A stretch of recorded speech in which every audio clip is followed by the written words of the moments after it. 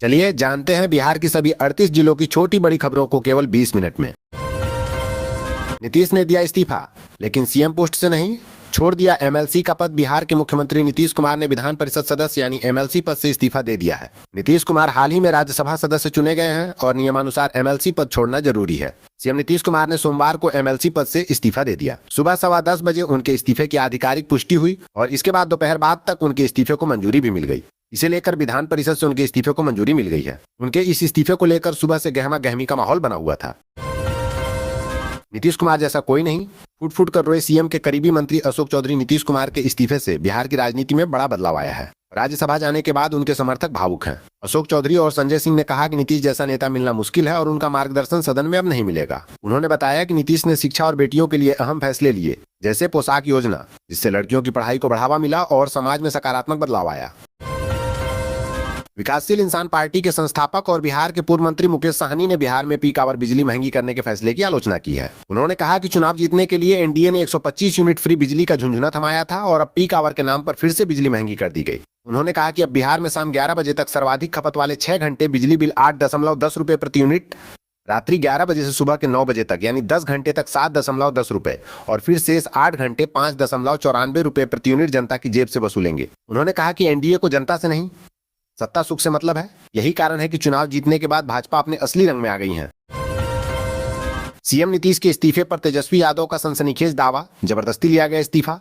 भाजपा ने की ठगी, बिहार की राजनीति के लिए आज का दिन अहम है। सीएम नीतीश ने मंगलवार को एमएलसी पद से इस्तीफा दे दिया है। सीएम नीतीश के इस्तीफे के बाद सियासी भूचाल आ गई है। सत्ता पक्ष के नेता जहां एक और भावुक बयान दे रहे हैं तो वहीं दूसरी ओर विपक्ष इसे भाजपा की साजिश करार दे रही है। इसी कड़ी में नेता प्रतिपक्ष तेजस्वी यादव ने बड़ा बयान दिया है। तेजस्वी यादव ने कहा कि दूसरे सदन में कोई चुना जाता है तो एक सदन से इस्तीफा देता है, लेकिन बात यह नहीं है। बात है कि सीएम नीतीश के बिना मर्जी के दबाव में निर्णय लिया गया है। जाहिर सी बात है बिहार में भाजपा के लोगों ने नीतीश जी और बिहार की जनता को ठगा है। पर पटना विश्वविद्यालय में आज एक महत्वपूर्ण कार्यक्रम के दौरान मुख्यमंत्री नीतीश कुमार और उप मुख्यमंत्री सम्राट चौधरी को छात्रों के भारी विरोध का सामना करना पड़ा। पटना विश्वविद्यालय के नवनिर्मित शैक्षणिक भवन के उद्घाटन समारोह में मुख्यमंत्री नीतीश कुमार और उप मुख्यमंत्री सम्राट चौधरी और विजय सिन्हा पहुंचे थे। इस दौरान छात्रों ने सम्राट चौधरी और विजय सिन्हा के खिलाफ छात्रों ने जमकर नारेबाजी की। जैसे ही दोनों नेता मंच की ओर बढ़ रहे थे, वहां मौजूद छात्रों के एक गुट ने उन्हें काले झंडे दिखाए और वापस जाओ के नारे लगाए। विरोध प्रदर्शन इतना तीव्र था कि सुरक्षा कर्मियों को स्थिति संभालने में काफी मशक्कत करनी पड़ी।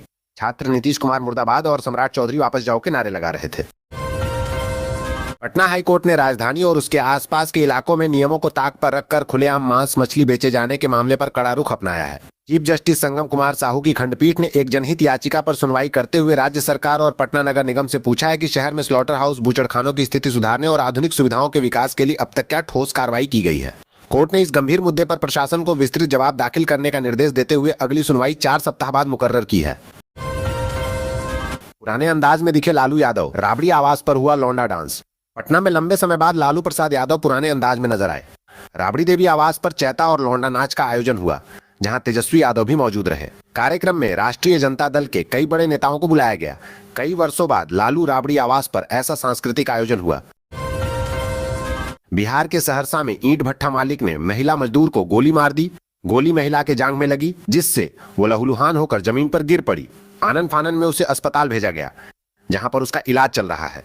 आरोप है कि महिला मौजूदर भट्ठा मालिक के कमरे में नहीं गई, इसलिए गोली मारी। असम से आए मजदूरों ने कहा कि मालिक रोज रात में उनकी पत्नी या बेटी को अपने कमरे में भेजने का दबाव बनाता है। मना करने पर उसके साथ मारपीट करता है। शिकायत मिलते ही पुलिस ने भट्ठा पर छापेमारी कर आरोपी को हिरासत में लेकर पूछताछ कर रही है। बिहार की महिलाओं को सीएम नीतीश एक बार फिर बड़ी सौगात देने का रहे हैं। मिली जानकारी अनुसार जिन महिलाओं को 10,000 रुपए नहीं मिले हैं, उनके खाते में भी अब 10,000 रुपए जाएंगे। दरअसल ग्रामीण महिलाओं को आर्थिक रूप से सशक्त बनाने के लिए चलाई जा रही योजनाओं को लेकर बड़ा अपडेट सामने आया है। जीविका से जुड़ी महिलाओं के लिए स्पष्ट किया गया है कि वे जीविका बैंक निधि और मुख्यमंत्री महिला रोजगार योजना दोनों का लाभ अलग अलग रूप से ले सकती हैं। अधिकारियों के अनुसार अब वे महिलाएं भी जीविका बैंक से लोन ले सकेंगी, जिन्हें मुख्यमंत्री महिला रोजगार योजना के तहत 10,000 रुपए का अनुदान नहीं मिला है। वहीं जिन महिलाओं को यह राशि मिल चुकी है, वे भी जीविका बैंक से लोन लेने के लिए पात्र होंगी। 1 अप्रैल 2026 से कई ऐसे अहम बदलाव लागू होंगे, जिनका असर सीधे आम आदमी की जेब, सफर और रोजमर्रा की जिंदगी पर पड़ेगा। नए वित्त वर्ष 2026-27 की दस्तक के साथ ही देश की आर्थिक तस्वीर में बड़ा इंकलाब आने जा रहा है।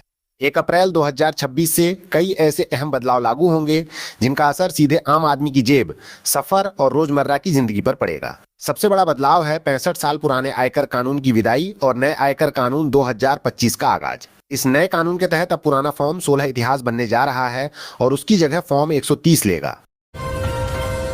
एलपीजी किल्लत के बीच बदले केरोसिन के नियम, अब पेट्रोल पंपों पर होगी बिक्री। जानिए कैसे मिलेगा लाभ। केंद्र की मोदी सरकार ने केरोसिन को लेकर नया नियम लागू किया है। ईरान युद्ध के चलते वैश्विक ऊर्जा आपूर्ति प्रभावित होने के बाद सरकार ने यह कदम उठाया है। सरकार के नए आदेश के अनुसार अब आसानी से लोगों को केरोसिन मिल सकेगा। दरअसल पेट्रोल, डीजल और एलपीजी की किल्लत के बीच सरकार ने अब राशन दुकानों के साथ साथ पेट्रोल पंपों पर भी केरोसिन उपलब्ध कराने की अनुमति दे दी है। पटना हाईकोर्ट सख्त, बिहार के आम किसानों को नहीं मिल रही सही कीमत। निर्यात के लिए इंफ्रास्ट्रक्चर पर सरकार से मांगा जवाब, बिहार में आम किसानों की समस्याएं और समाधान। पटना हाईकोर्ट का राज्य सरकार को निर्देश, आम उत्पादन। बिहार में आम के निर्यात के लिए इंफ्रास्ट्रक्चर का अभाव, आम उत्पादकों की आय बढ़ाने के उपाय।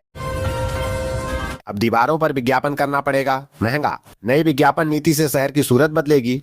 नियम तोड़े तो जेब करनी होगी। ढीली पटना शहर की सूरत सोमवार के बीच पटना नगर निगम ने एक बड़ा और सख्त कदम उठाया है, जिसने दीवारों की राजनीति पर सीधा वार कर दिया है। अब राजधानी की किसी भी दीवार पर बिना इजाजत पेंटिंग या प्रचार करना जेब पर भारी पड़ सकता है। नई विज्ञापन पॉलिसी के तहत अनधिकृत वॉल पेंटिंग करने वालों पर 400 रुपए प्रति वर्ग फीट के हिसाब से जुर्माना ठोका जाएगा। बिहार के मधुबनी जिला के बाबूबरही स्थित बलिराजगढ़ एक बार फिर से उजागर होने वाला है।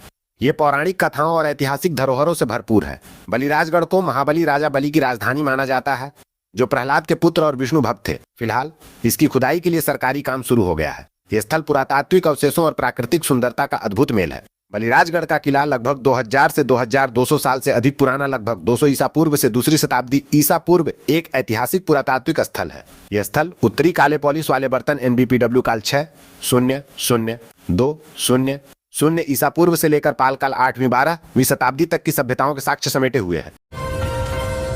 बिहार में सरकारी आदेशों की धज्जियां उड़ाने वाले अधिकारियों की अब खैर नहीं है। राजस्व एवं भूमि सुधार विभाग ने अनुशासनहीनता के खिलाफ एक बेहद आक्रामक रुख अपनाते हुए 69वीं BPSC बैच के 69 परीक्षमान प्रोबेशन राजस्व अधिकारियों को कारण बताओ नोटिस जारी किया है। इन अधिकारियों पर सामूहिक अवकाश और सरकारी कार्यक्रमों से अनधिकृत रूप से गायब रहने का गंभीर आरोप है। विभाग ने साफ कर दिया है कि अगर इन अधिकारियों ने निर्धारित समय सीमा के भीतर संतोषजनक जवाब नहीं दिया तो उन्हें सेवा से बर्खास्त कर दिया जाएगा। सरकार के इस तेवर से पूरे प्रशासनिक महकमे में हड़कंप मच गया है।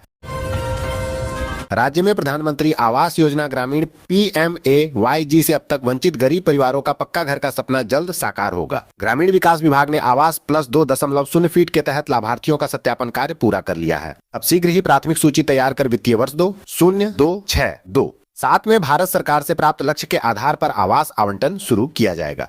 राज्य में 1 करोड़ 4 लाख परिवारों को प्रतीक्षा सूची में जोड़ा गया है और इनका सत्यापन भी पूर्ण हो चुका है। प्राथमिकता सूची के आधार पर ही लाभार्थियों को योजना का लाभ दिया जाएगा। बिहार के सरकारी स्कूलों में शिक्षकों की छुट्टी प्रक्रिया को पूरी तरह डिजिटल कर दिया गया है। अब शिक्षकों को अवकाश के लिए मैनुअल आवेदन की अनुमति नहीं होगी। छुट्टी लेने के लिए उन्हें अनिवार्य रूप से ई-शिक्षा कोष पोर्टल पर ऑनलाइन आवेदन करना होगा। शिक्षा विभाग के अनुसार पोर्टल पर आवेदन करते समय शिक्षकों को छुट्टी का प्रकार, अवधि, कारण समेत सभी जरूरी जानकारी दर्ज करनी होगी। मैनुअल तरीके से दिए गए अवकाश आवेदन अब मान्य नहीं होंगे। मुख्यमंत्री नीतीश कुमार के MLA पद से इस्तीफे के बाद बिहार में सियासत तेज हो गई है और नए CM के नामों को लेकर अटकलें लगना शुरू हो गई हैं। इस बीच पूर्णिया से निर्दलीय सांसद पप्पू यादव ने बड़ी डिमांड कर दी है। पप्पू यादव का कहना है कि बिहार का CM नीतीश कुमार को ही होना चाहिए। अगर ऐसा नहीं होता है तो नया चेहरा JDU का ही हो। उन्होंने कहा कि नीतीश कुमार नैतिक मूल्यों से चलते हैं। उनका विचार गांधी और कर्पूरी के विचार हैं। जिस प्रकार के नीतीश कुमार को घेरा गया वो गलत है। अपने बयानों के लिए हमेशा सुर्खियों में रहने वाले पूर्णिया के निर्दलीय सांसद राजेश रंजन उर्फ पप्पू यादव ने महिलाओं और बच्चियों के हो रहे यौन शोषण को लेकर बड़ा बयान दिया है। पप्पू यादव ने आरोप की नेताओं और अधिकारियों की बेटियों पर गिद्ध दृष्टि है और उन्हें बचाने के लिए देश में एक क्रांति की जरूरत है। उन्होंने ये भी कहा कि ऐसे मामले में दोषी पाए गए नेताओं को स्पीडी ट्रायल चलाकर 1 महीने के अंदर फांसी की सजा दी जानी चाहिए। पप्पू यादव के इस बयान पर पलटवार करते हुए राज्यसभा की भाजपा सांसद धर्मशीला गुप्ता ने उनकी मानसिक स्थिति पर सवाल उठाया और कहा कि उन्हें ऐसी ओछी टिप्पणी नहीं करनी चाहिए। बिहार में मौसम ने एक बार फिर करवट ले ली है। सोमवार को राज्य भर में तेज धूप के कारण तापमान में तेजी से बढ़ोतरी दर्ज की जा रही है। कई जिलों में पारा 38 से 40 डिग्री सेल्सियस तक पहुंचने की संभावना जताई गई है। मौसम विभाग के अनुसार इन दिनों राज्य में मौसम का मिजाज बेहद अस्थिर बना हुआ है, जहां कभी तेज गर्मी तो कभी मूसलाधार बारिश देखने को मिल रही है। पटना एयरपोर्ट पर यात्रियों के लिए बड़ी राहत की खबर है। यहाँ कम कीमत में खाने पीने की सुविधा शुरू कर दी गई है। एयरपोर्ट परिसर में उड़ान यात्री कैफे की शुरुआत हुई है, जहाँ चाय, कॉफी, समोसा, मिठाई और अन्य चीजें सिर्फ 10 से 20 रुपए में मिल रही हैं। पहले यात्रियों को छोटे से नाश्ते के लिए भी ज्यादा पैसे खर्च करने पड़ते थे, खासकर जब फ्लाइट लेट हो जाती थी, तब लोगों को मजबूरी में महंगे दाम पर खाना खरीदना पड़ता था। इस परेशानी को ध्यान में रखते हुए जयप्रकाश नारायण अंतर्राष्ट्रीय हवाई अड्डे पर यह नई सुविधा शुरू की गई है। हर दिन हजारों यात्री यहाँ से सफर करते हैं, इसलिए सस्ते और अच्छे खाने की व्यवस्था करना जरूरी था। बिहार में बीजेपी का ऑपरेशन फिनिश नीतीश सफल, रोहिणी आचार्य ने सीएम नीतीश के एमएलसी पद छोड़ने पर दिया बड़ा बयान। बिहार की राजनीति के लिए आज का दिन अहम है। सीएम नीतीश ने मंगलवार को एमएलसी पद से इस्तीफा दे दिया है। सीएम नीतीश के इस्तीफे के बाद सियासी भूचाल आ गई है। सत्ता पक्ष के नेता जहां एक और भावुक बयान दे रहे हैं, तो वहीं दूसरी ओर विपक्ष इसे भाजपा की साजिश करार दे रही है। इसी कड़ी में राजद सुप्रीमो लालू यादव की लाडली बेटी रोहिणी आचार्य ने बड़ा हमला बोला है। रोहिणी आचार्य ने ट्वीट कर दावा किया है कि बिहार में बीजेपी का ऑपरेशन फिनिश नीतीश पूरा हो गया। साथ ही दावा किया है कि सीएम नीतीश की मर्जी के बिना उनसे जबरदस्ती इस्तीफा ली गई है। पटना में अब सड़क पर गाड़ी दौड़ना थोड़ा और महंगा होने जा रहा है। सियासी और प्रशासनिक फैसलों के बीच आम आवाम की जेब पर एक और बोझ डाल दिया गया है। राष्ट्रीय राजमार्ग 30 पर सिपारा से बख्तियारपुर के दरमियान बने 50.6 किलोमीटर लंबे 4 लेन पर टोल टैक्स में इजाफे का फरमान जारी कर दिया गया है। नई दरें 1 अप्रैल की आधी रात से लागू होंगी, जिससे रोजमर्रा के सफर करने वालों की मुश्किलें बढ़ने वाली हैं। केंद्रीय मंत्री और बेगूसराय सांसद गिरिराज सिंह शनिवार को अपने 2 दिवसीय दौरे पर बेगूसराय पहुंचे। इस दौरान उन्होंने विभिन्न सामाजिक, धार्मिक और जनसंपर्क कार्यक्रमों में भाग लिया।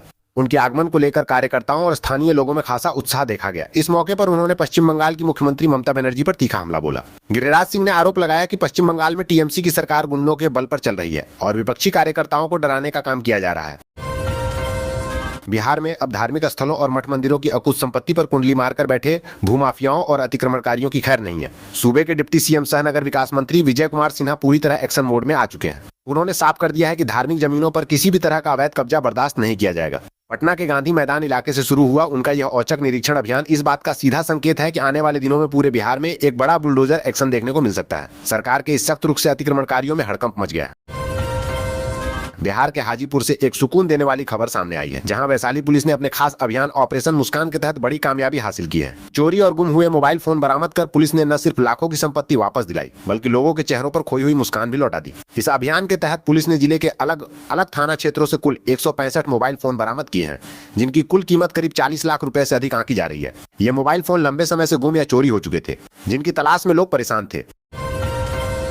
बांग्लादेश में हुए हालिया सत्ता परिवर्तन और नई सरकार के गठन के बाद भारत सरकार ने सुरक्षा के दृष्टिकोण से निगरानी बढ़ा दी है। केंद्रीय गृह मंत्रालय द्वारा पूर्व में जारी किए गए आदेशों के आलोक में बिहार सरकार ने अब अवैध रूप से रह रहे बांग्लादेशी नागरिकों और रोहिंग्याओं के खिलाफ कार्रवाई शुरू कर दी है। इस अभियान का मुख्य उद्देश्य राज्य की आंतरिक सुरक्षा को मजबूत करना और अवैध घुसपैठ को रोकना है। जेडीयू के भीतर मुख्यमंत्री नीतीश कुमार के बेटे निशांत कुमार को सीएम बनाने की मांग तेज हो गई है। जेडीयू कुछ बड़े नेता चाहते हैं कि नीतीश कुमार या तो खुद सीएम बने रहें या फिर निशांत को अपनी कुर्सी सौंपे। हालांकि ये भी कहा जा रहा है कि बिहार का अगला सीएम बीजेपी से हो सकता है। इन सब के बीच सीएम नीतीश कुमार ने रविवार को पार्टी के बड़े नेताओं के साथ बैठक की है। ऐसे में सवाल उठ रहा है कि बिहार की राजनीति में कौन सी सियासी खिचड़ी पक रही है। विकासशील इंसान पार्टी के संस्थापक और बिहार के पूर्व मंत्री मुकेश सहनी शनिवार को मुजफ्फरपुर के मड़वन प्रखंड स्थित ग्राम गौसरा गांव पहुंचे। इस क्रम में वे उन पीड़ित परिवारों से मुलाकात की जिनके घर आग लगने की घटना में जल गए। घर में रखे सामान जलकर राख हो गए। वीआईपी के संस्थापक मुकेश सहनी इन पीड़ित परिवारों के आंसू पोंछने की कोशिश की। वीआईपी पार्टी की ओर से पीड़ित परिवारों को खाद्य सामग्री और अन्य आवश्यक सामान उपलब्ध कराए गए हैं। इस मौके पर पूर्व मंत्री मुकेश सहनी ने कहा कि हमारी पार्टी इन पीड़ित परिवारों के आंसू पोंछने की कोशिश कर रही है। अपने जीवन की पूरी कमाई गंवा चुके इन लोगों के लिए यह कठिन समय है। सियासत के शोर और सिस्टम की शक्तियों के बीच एक ऐसी दास्तान उभर कर सामने आई है जिसने उम्मीद और हौसले की नई इबारत लिख दी है। कैमूर के चैनपुर प्रखंड के औखरा गांव के रहने वाले एक सब्जी विक्रेता के बेटे ने मैट्रिक परीक्षा में टॉप कर न सिर्फ अपने घर बल्कि पूरे इलाके को फख्र से भर दिया है। विकास कुमार गुप्ता ने बिहार में 5वां स्थान हासिल कर यह साबित कर दिया कि मेहनत और जज्बा किसी भी हालात से बड़ा होता है। बिहार के मुख्यमंत्री नीतीश कुमार ने आखिरकार विधान परिषद की सदस्यता से इस्तीफा दे दिया है। नीतीश कुमार राज्यसभा के लिए चुने गए हैं।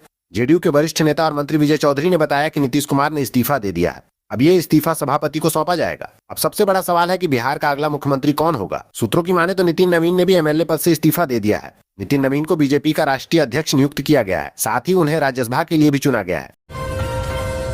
बिहार के मुजफ्फरपुर जिले में अपराधियों के हौसले बुलंद हैं।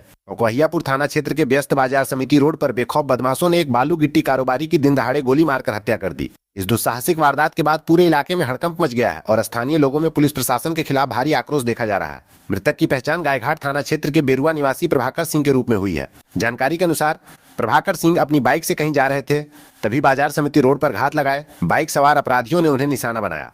बदमाशों ने उन पर ताबड़तोड़ फायरिंग की। जिससे गोली लगने के बाद प्रभाकर सिंह की मौके पर ही दर्दनाक मौत हो गई। राज्य में प्रधानमंत्री आवास योजना ग्रामीण PMAYG से अब तक वंचित गरीब परिवारों का पक्का घर का सपना जल्द साकार होगा। ग्रामीण विकास विभाग ने आवास +2.0 फीट के तहत लाभार्थियों का सत्यापन कार्य पूरा कर लिया है। अब शीघ्र ही प्राथमिक सूची तैयार कर वित्तीय वर्ष 2026-2 साथ में भारत सरकार से प्राप्त लक्ष्य के आधार पर आवास आवंटन शुरू किया जाएगा। राज्य में 1 करोड़ 4 लाख परिवारों को प्रतीक्षा सूची में जोड़ा गया है और इनका सत्यापन भी पूर्ण हो चुका है। प्राथमिकता सूची के आधार पर ही लाभार्थियों को योजना का लाभ दिया जाएगा।